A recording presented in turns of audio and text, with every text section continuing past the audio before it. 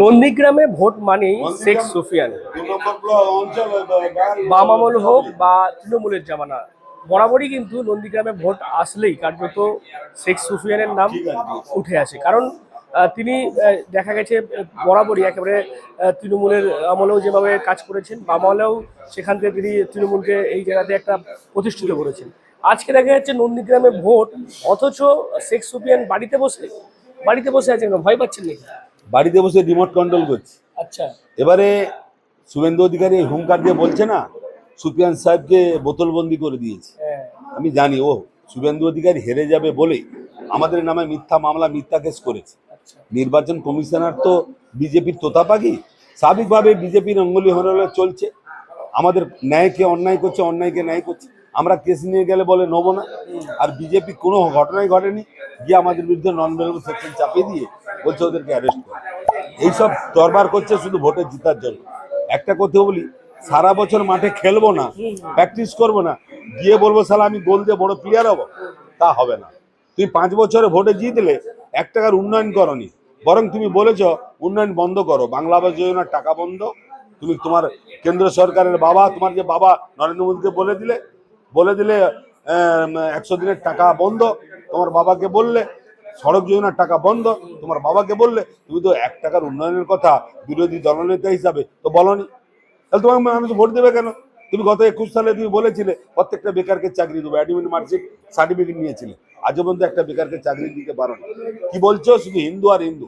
আরে আমাদের কথা বাদ দাও, এই যে মিডিয়া পার্সন আছেন, আপনাদের বাবা মা ঠাকুরদা তারা কি সনাতনী ধর্ম গ্রহণ করেনি? তারা কি হিন্দু নয়? ওই একা হিন্দু। আর হিন্দু ধর্মের মূল কথা হচ্ছে সনাতনী। সনাতনীদের যে ওমটা থাকে না, ওম কথার অর্থ কি? শান্তি।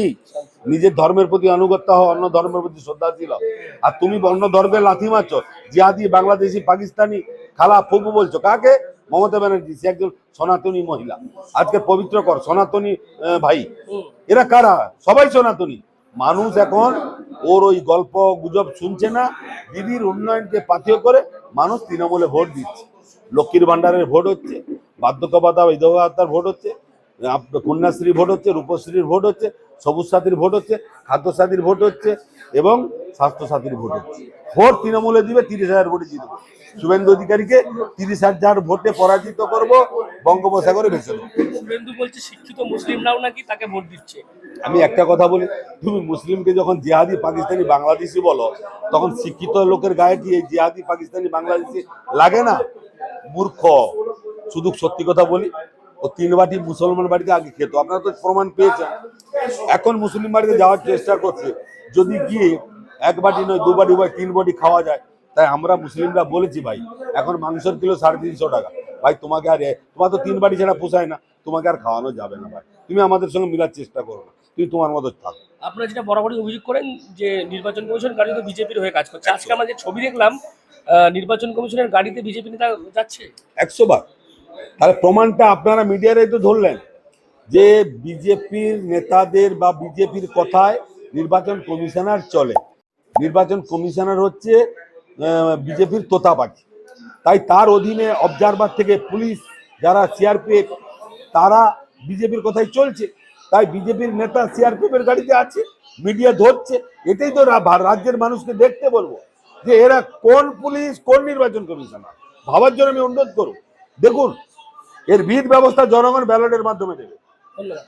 একেবারেই আমরা এতক্ষণ কথা বলছিলাম শেখ সুফিয়ানের সঙ্গে। তিনি যেমনটা বলছেন, যতই যেভাবে হেনস্থা গোটা আমরা দেখেছি, এশিয়ার প্রক্রিয়া হোক এবং বরাবর বিজেপি নেতাদের মুখে যেভাবে বিভাজনের রাজনীতি, সেই সমস্ত ছাপিয়ে গিয়ে কার্যত উন্নয়নের নিরিখে ভোট হবে এবং এই যে নন্দীগ্রাম বিধানসভা, সেখান থেকে প্রায় 30,000-এরও বেশি ভোটে জয়ী হয়ে আসবেন পবিত্র করে, এমনটাই দাবি করছেন শেখ সুফিয়ান। আপনারা কি বলুন এই বিষয়ে? অবশ্যই কমেন্ট করুন কমেন্ট বক্সে।